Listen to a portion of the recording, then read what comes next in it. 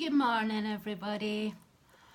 I don't know how many people want to watch this, but it has been requested, so I'm going to do it. And when I edit the video, if it's total shit, I'll delete it. Simple as that. So I'm going to do a get ready with me. I'm not doing anything major today because I'm not going far. I'm quite sore. I'm going to take a wee stroll to the shop, and when I come back up, I'm probably going to sit on my backside and have a coffee. I've got a couple of forms I need to fill in.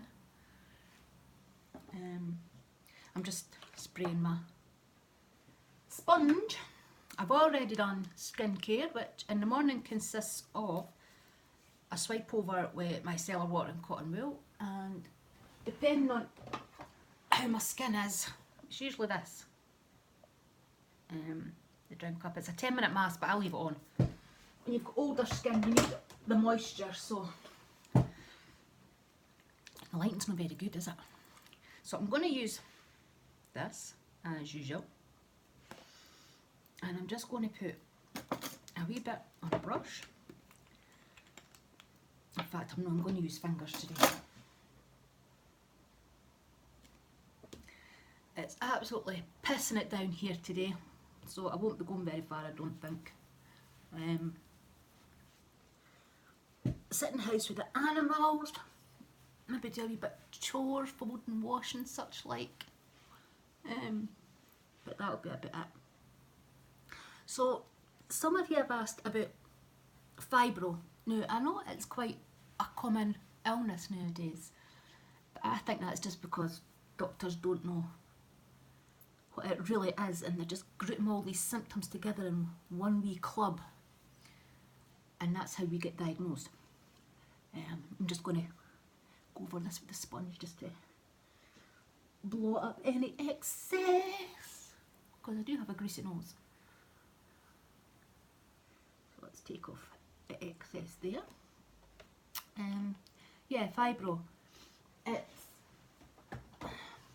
widespread pain, but it's also brain fog. You forget things. Mid-conversation, I don't know if you've not seen my videos, but sometimes mid-sentence you forget what you're talking about, and have to do like a recap in your head to think about what it is you're saying. And that happens to me all the time, whether it be in my videos or in real life conversations with people, which can be embarrassing sometimes. Also, it's fatigue.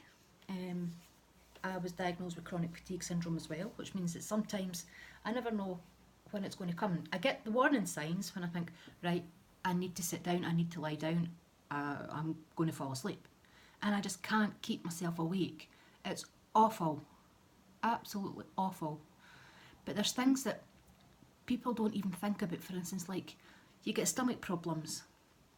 IBS is closely related with fibro because it just upsets your system. The pain signals you get for all, you get those people that say, oh, it's all in your head. Technically, it is. Fibro is a physiological condition, which means that, yeah, our pain is real because we can feel it, but there isn't actually pain there. It's our brain sending out false pain signals, even when we don't have pain. So that's what it is. So technically, yeah, it's all in my head, which I've been told several times, by the way. The other thing, especially at this time of year, it's not so bad in winter when you can bundle up and wrap yourself up, but in summertime, oh, I'm just using the Rimmel Stay Matte. Not that it stays matte on my face for very long, let's be honest. In the summertime, sorry, I need my coffee, it's morning time. In the summertime, it's horrific. You can't control your body temperature, or you struggle to control body temperature. So when everybody else is freezing cold, the sweat is pouring off me, or vice versa. And sometimes it doesn't matter how much in the summertime I try to cool myself down. I can have cool drinks, I can strip down to a bikini top, I can have a cool shower, and I still can't get my body temperature to come down. I'm so hot. Which then leads to swelling. Your hands, legs, feet, My friend gets really bad swollen arms when she can't, if she puts her top on in the morning and then she gets too hot, she can't take it off at night. She struggles to get it back off her arms. Let me find a blusher. I'm actually really liking this one from Primark. It's £1.50. It's called Secrecy, and I'm loving it. Yeah, so that's one of the things that people would never consider is the body temperature one. It's a real struggle. Tingling. That's how I first noticed it, was the tingling and numbness in my hands. It was so bizarre. Do you know when you get pins and needles? But the feeling after pins and needles, when it's quite sore, like if you move your leg or move your foot and it's been like sleeping, and after pins and needles you move it and it's sore. That's what I've got in my hands all the time. It doesn't go away. It reduces a bit and gives me a bit of peace sometimes, but it never ever goes away, ever. And that's how I noticed it at first, and I went to the doctor. And I was sent for nerve tests for carpal tunnel. And I only had carpal tunnel in one hand, so that didn't explain the other one, obviously. Well, we have a wee bit of highlight today, yes, I think so. I think I really need to shine. So the carpal tunnel didn't explain the other wrist. So then I was sent for blood tests for rheumatoid arthritis. And that was a no. And that's when I was officially diagnosed with fibro. Now people ask how it affects you. When you're in pain constantly, it makes your head so messed up because you have to cancel plans. You let people down. You can't plan for anything without planning an alternative in case you have to cancel. The amount of times I've had to skip out on things because I'm just not fit to go. I don't have my car now, but when I did, the days where I was feeling fine and I was fit and healthy, you better believe I was out in the car somewhere, whether it was just out to the forest reading a book or down to my friend's house or whatever. But now I've no car because I lost it due to the crazy benefits system in this country. So I don't have that. So when I'm fit, it means if I want to go anywhere, I jump on a bus. Now I'm lucky I get a bus literally right outside my house, and I get dropped off for the bus right outside my house. So I'm lucky in that sense. But I'm trying to explain it. I think if you've not been through it, it's hard to understand. I can get the bus, say to the next town over, to do a wee bit of shopping, and I'll get there and I'll feel fine and I'll do my shopping, and then I'll sit down because I'm tired. And for all I felt fine when I left in the morning, I'm shattered by the time I walked around a couple of shops. Absolutely exhausted. And then I sit down and the pain hits. And sometimes I can't get back up without help. So I'm stuck sitting on a bench in the middle of the shopping centre. I don't go very many places on my own, let's make that clear. So I have to get help to stand up. It's things like, see when I'm in the house and I'm in pain. Sometimes I can't get off my chair or out my bed quick enough to make it to the toilet, and I wet myself. Now, a couple of years ago I would never have told anybody that, but it's part and parcel, and I deal with it on a weekly basis. And then if I'm really struggling, when I go to have a shower, I have to wear a bathing suit because of the risk of falling, so that my son can come in and pick me up if I fall. Now, I'm pain. It is horrible. It's a cruel disease because you go for being this really active, fit person. I used to train a majorette troupe. My job before I got ill was doing food deliveries for a supermarket. Now that was a very active, physical job, and I loved it. Absolutely loved it. Majorettes that I taught, wonderful, wonderful creatures, by the way. They do have some videos on YouTube. Go and check them out. Search for Cowdenbeath majorettes. What am I doing here? Look, I'm talking that much. I didn't even know what I'm doing. We need a wee bit of mascara. My trusty Maybelline Colossal Big Shot Waterproof. Yeah, I loved it. Those kids just made me the happiest ever. But I had to give up because I just wasn't fit for them. And it wasn't fair for me to keep pretending I could do it when I couldn't. It wasn't fair on the kids. So I had to give that up, which broke my heart. Literally broke my heart. But now, 6 years down the line after this diagnosis, I've learnt what I can do and what I struggle to do, and things that I really can't do. I get pain in my right shoulder and down the back of my right arm, so sometimes I can't lift my arm up high enough to even tie my hair up. I can't fasten my own bra. And trust me, when you've had 3 kids and you're at my age, I need a bra. Sorry, I'm maybe being just a wee bit too open with you, but hey, I'm an open person. So fibro is no fun at all. But on the flip side of that, the support groups and the physio and such like groups that I've went to have introduced me to people in the same boat, and I've made some fantastic friends. My best friend that I tag on Instagram all the time, Urani, she's my bestest pal. She's like the other half of me. But I would never have met her if the both of us didn't have fibro and went to the same support group. So in that sense, yeah, it's opened things up a bit. I don't tell it, bail it. There's always one of them that wants in or out. Right, move, go away, come on, scoot. So yeah, there is positives. A lot of people would say there's what's a positive with a chronic illness, but that's a positive. Sorry, I just need to do this because I look strange when I've got makeup on with no mascara. I look very strange. And I'm wearing lenses today because, as I say, it is pissing it down. And when my glasses get covered in rain, I literally cannot see. So I wear lenses so I can see where I'm going. What else was I going to talk about in this video? Yeah, the results of the meds. My hair is so thin, I've lost a lot of hair. And the doctor says it's due to the meds, but it's also due to the anxiety, because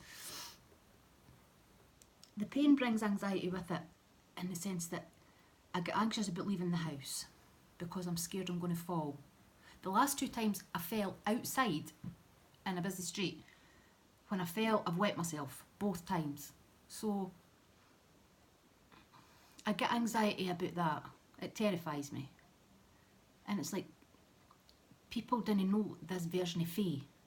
They see me as the old version of Faye, where I was running about silly, doing things with the kids. Do you know, I used to look after my grandchildren full time while the parents were at work. So it's like I've gone from one person to being another person, and I've had to adapt to that, so I can imagine how hard it is for other people to adapt to that. I have to admit, I'm lucky enough to have really, really supportive friends and family. I am lucky, I can't complain that way. My friends are there in an instant if I need them. Shout out to Shelley Baby and John, Kirsty, Kelly, of course Annie. And do you know, I'm one of those people that believes that you pass it on. So when I was at my worst, if those people hadn't helped me when I needed it, I don't know where I would be. So now I just feel that if you're in a position to help somebody, help them. Do you know, what's it going to take 5 minutes out of your life to go and help somebody? Just do it. And just be kind. You don't know what's in somebody's head. You don't know how scared they are walking down the street. And maybe that's why they're not making eye contact with you. Not because they didn't like you, but because they're scared to talk to you. So try and just put yourself in somebody else's shoes for a while. And remember that things aren't always rosy in somebody else's garden. Sorry, I'm preaching a wee bit. I don't mean to. What lips are we having today? Dun, dun, dun. I think it's a Dior Day. We shall have a Dior Day. What colour is this? 773. Scarlet Siren. It's not scarlet. That is not scarlet.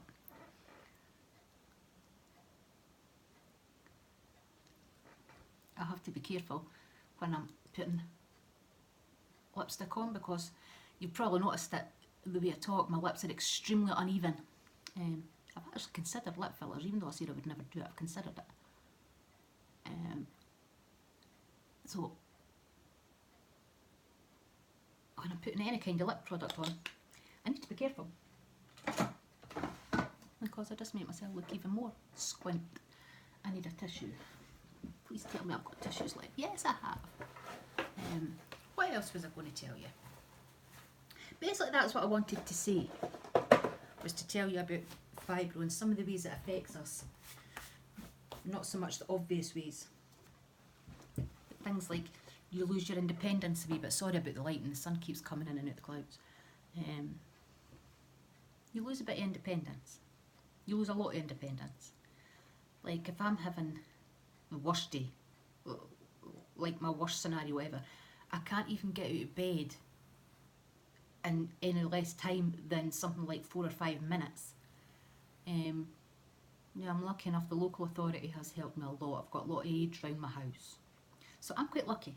I consider myself lucky. Yeah, it's a horrible condition, but I consider myself lucky that I've got the help available to me that I've got. So, yeah, fibro's kind of shit, but I've learnt to live with it. If I can't do nails one day, then I don't do nails. I'll sit and watch everybody else do nails on YouTube. Or I'll cuddle up with my cat and watch Netflix. But yeah, fibro sucks. But I just wanted to let people know about some of the things that you maybe wouldn't consider. Like the tingling in the hands, the feeling, the numbness. You never know when it's going to hit. You could go out the door and be absolutely fine, and then 10 minutes after being out the door you're in agony and need to come home. It's so unpredictable. And I think that's the biggest thing about it, is the unpredictability. You can't plan anything. Well, you can, but you can't make solid plans. You can't go anywhere with any certainty. Like when I'm outside, I'll, depending on where my pain is, because I get I get bad pain in my right hip, but my left knee and my left foot. So I don't have a leg to stand on, literally. Sorry, that's just my wee joke. So if it's my hip that's worse, I'll take my stick or one crutch and I'll walk with that in my left hand. I need to keep an eye on my time. If it's my knee that's worse, I'll take the stick or the crutch in my right hand. But if both are really quite bad, I walk with 2 crutches, which is awkward because I can't carry anything then. So if I'm going out shopping, I can't buy much because I can't carry it. So it's fun and games, fun. But yeah, I just wanted to tell you a wee bit about daily life with fibro. If you've got any questions, it doesn't matter what they are, please ask away. I'm happy to answer. If you're curious, if you're not sure about something, if there's a burning question you want to know, ask me. I'm quite happy to tell you. So I'm going to go now because I need to move my butt and get out of here. So I'll talk to you later. Bye.